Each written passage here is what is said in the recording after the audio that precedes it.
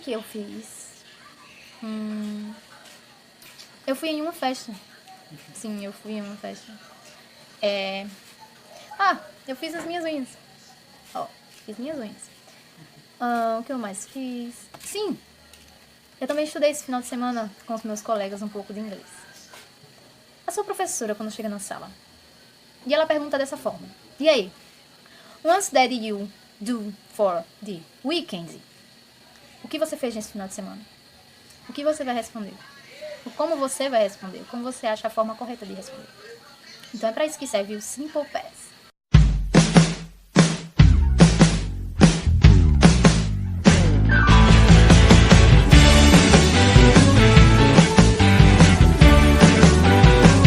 Então agora a gente vai entender o para que serve o Simple Past. Vocês lembram? Viram a brincadeirinha que eu fiz no começo? O que eu exatamente falei?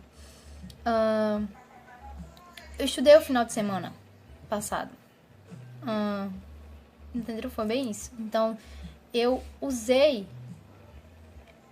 o verbo no passado. E como é que a gente consegue colocar isso no inglês? Como é que a gente consegue aplicar?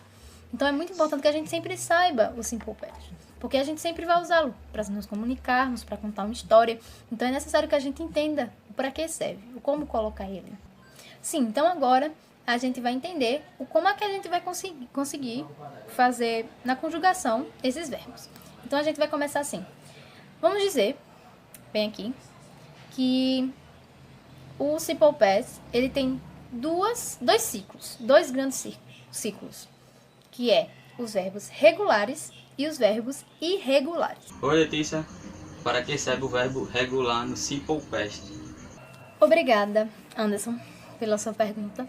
Então, respondendo a sua pergunta, para que serve o verbo regular?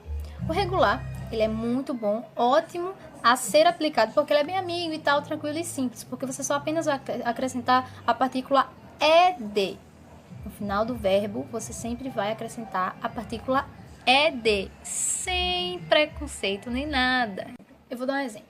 O verbo work, trabalhar. Quando a gente quer dizer eu trabalho, I work. Quando eu vou dizer no passado, eu vou acrescentar só o ed no final do verbo, então vai ficar working, working, ok? Então, Letícia, como é que vai ficar? Porque no português a gente sabe que tem várias conjugações, então muda, né? Então muda. Mas no regular não, a gente sempre vai usar o ed no final de todos os verbos. Então vai ficar I worked, you worked. Então todas as conjugações vão ter o ed no final. Entenderam? Então é mais fácil, mais tranquilo, não tem todo esse pensamento todo. Então é muito tranquilo. A maioria dos verbos, eles são regulares. Então, graças a Deus. Respirando aqui, né? Ouro, corações. Ainda bem que a maioria dos verbos são regulares. Então, é muito mais fácil. E a gente pode conjugar e usar dessa forma, de todos os jeitos, para todos os tipos de verbos. Nem todos, né? Alguns, mas a maioria são regulares. E é bom e muito fácil, bem fácil. Então, é ótimo que a gente usar. Oi, Letícia. Eu gostaria de saber o que é o verbo irregular. Eu não sei o que é e gostaria que você me explicasse, me ajudasse a entender o que é o verbo irregular.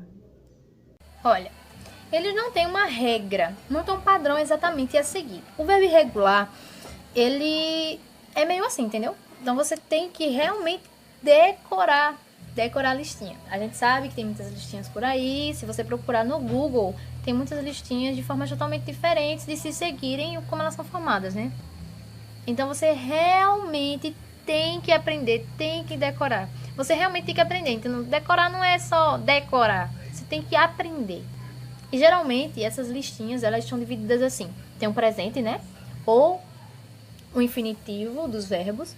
Na segunda listinha, do lado, depois dessa primeira coluna, tem do passado, os verbos no passado. E também na terceira tem o do particípio, que é geralmente a coluna que a gente tem que realmente decorar. Aprender, não decorar. Decora e aprende para que vocês saibam isso pro resto da sua vida. Por exemplo, o passado do verbo go é o ends, então não tem nada a ver, não é forma de escrever. E não tem nada a ver exatamente, entendeu? Então, é só uma forma de falar. Então, é totalmente diferente. Você realmente tem que memorizar e aprender. Então, vamos lá, né? Escolher uma listinha para poder começar a memorizar, aprender. Porque é necessário que vocês saibam de cabeça, memorizar mesmo o como é. Espero ter ajudado vocês. Dá uma dicasinha de como eu posso aprender mais rápido, de como vai ser mais fácil para mim. Então, vamos lá. Como é que a gente pode fazer para que essa listinha, essa grande lista de 200 verbos possa parecer mais fácil e mais rápido para que a gente memorize e aprenda? Primeiro, a gente pode construir um mapa. Sim, exatamente um mapa. Pega a listinha, a gente vai separando os verbos e a gente vai ver que tem alguns verbos que eles não mudam.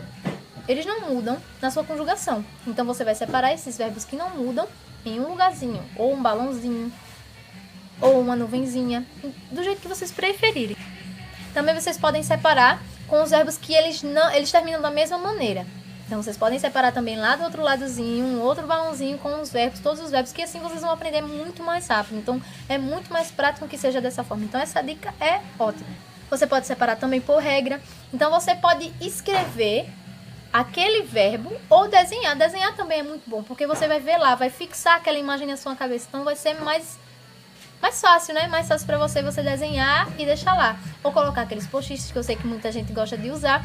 Então, a maneira que vocês preferirem que sejam mais confortáveis possível para você, você coloca. Então é isso, você organiza da maneira que você preferir e você vai aprender mais rápido essa listinha de 200 verbos que parecia que, meu Deus, não vou aprender nunca. E é algo que você vai memorizar e vai aprender e vai ter pro resto da vida na sua cabeça. Letícia, como é que eu faço para montar uma frase no verbo irregular? Então, eu já iria para essa parte da explicação, mas como perguntaram para mim, vamos falar agora de estrutura. Então, como é que a gente vai fazer para montar uma frase com esses verbos? Lembram que go, na sua conjugação, fica went? Então, vamos montar uma frase dessa forma. I went to São Paulo last weekend. Fica, eu fui a São Paulo na semana passada. Entenderam? Super simples e fácil. Então, quando você for conjugar, vai ser went. Só went. Went, he went, you went, she went. Então, não vai mudar. Então, vai ser a mesma conjugação. Ok? Letícia, e nas interrogativas, como funciona? Tem aquele lance dos verbos auxiliares e tal. Como funciona isso? E sim, respondendo a sua pergunta, no interrogativo tem sim um auxiliar no passado, né? Diferentemente do presente, que tem dois, que é o do e o dois, no passado só tem um, que é o daddy. Não é diddy, é daddy. Com D mudo. Ok, gente? Ok? Mas como assim, Letícia? A gente não tava usando um ED? Como é que é? Não tô entendendo. Mas como é para uma pergunta no interrogativo, você vai ter que adicionar o daddy no início da frase, no início do verbo, entendeu? Na frase, exatamente. Então, você não vai precisar colocar o ED, não vai precisar adicionar o ED, porque você já está dizendo no começo da frase que está no passado. Então, vai ficar did, entendeu? Então, você pode montar uma frase e você vai começar essa frase já com auxiliar. Então, você não precisa adicionar o ED. Então, quando você for adicionar o did, a gente coloca exatamente ele no início da frase. Não precisa adicionar os dois ao mesmo tempo, porque se você colocar, vai dar uma ênfase a mais. Então, é como se fosse esse exemplo. A gente sabe que quando a gente desce, é para baixo, e quando a gente sobe, é para cima. Então, a gente não coloca mais isso. A gente não pode dizer, eu desci para baixo, porque a gente já sabe que descer é para baixo. Então, é tipo isso, entendeu? Você coloca apenas o did para dizer que é só necessário que você coloque o daddy no início, para que não fique uma ênfase a mais, entendeu? Então, você já vai estar afirmando na interrogativa que você está no passado. Tipo uma pergunta. Você trabalhou ontem, entendeu? Ontem, no passado. Então, você vai adicionar no inglês o did no início. Mas se você colocar o did e o ed, vai ficar uma ênfase a mais. Então, vai ficar tipo esse exemplo que eu dei para vocês. Então, é só isso. Então, é essa a função do auxiliar, did. Entenderam? Ok? No interrogativo. A gente vai usar também? Sim, a gente vai usar o auxiliar didn't. Então, a gente não precisa dizer no presente, o not no presente, que a gente estava no passado. Então, a gente só vai usar o didn't. Então, vai dizer, I didn't go. Eu não fui. Didn't, não fui para São Paulo. Eu não fui, entendeu? Tipo isso.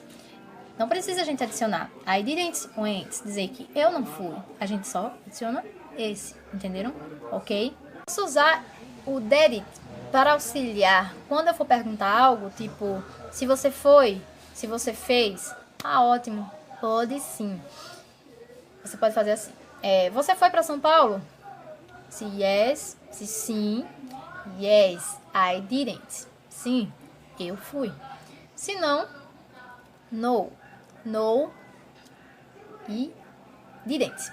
No, I didn't. Entendeu? Tipo isso. Não, eu não fui. Então, Letícia, isso é algo gramatical, é essencial, tem que estar. Não, isso é mais exatamente por educação, é algo cultural. Então, para que você continue o assunto, esteja um papo bom e quer mostrar isso para outra pessoa, é essencial que você use, porque senão ela vai imaginar que você não está muito bem no assunto, que você não quer mais conversar. Então, é muito bom. Então, isso é só questão de cultura ou é sua educação na hora que você for praticar ou conversar em inglês com alguém. Entenderam? Então, foi isso. Espero ter colaborado com a aprendizagem de todos vocês e até a próxima.